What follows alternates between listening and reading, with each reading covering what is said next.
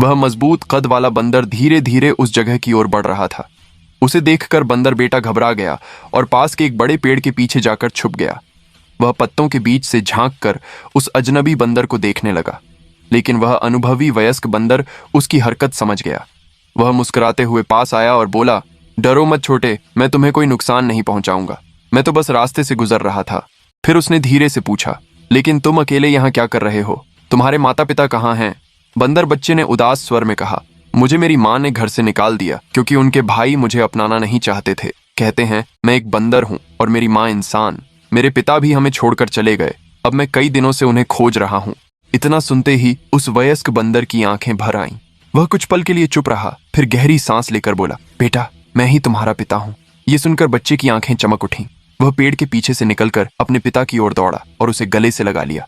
दोनों की आंखों में आंसू थे, मिलन के, सुकून के और वर्षों के इंतजार के। पिता ने बेटे के सिर पर हाथ फेरते हुए कहा, बेटा मैं कई दिनों से तुम्हारी माँ रीना को ढूंढ रहा था, लेकिन वह मुझे कहीं नहीं मिली। क्या तुम मुझे उसके पास ले चलोगे?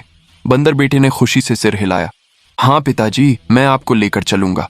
दोनों साथ में जंगल के रास्ते से होकर रीना के घर की ओर बढ़े। जब वे घर के पास पहुंचे तो देखा रीना के पांचों भाई घर के बाहर खड़े थे। उनके हाथों में हथियार थे। बंदर बेटे ने धीरे से कहा, पिताजी यही है माँ के भाई। अगर उन्होंने हमें देख लिया तो हमें जिंदा नहीं छोड़ेंगे। हमें वापस लौट जाना चाहिए। पिता बंदर ने बेटे का सिर सहलाते हुए कहा, नहीं बेटा, अब मैं डरकर नहीं भागूंगा। तेरी माँ को वादा किया था कि एक दिन लौटूंगा और आज वही दिन है। फिर भी लाइक और सब्सक्राइब नहीं किया।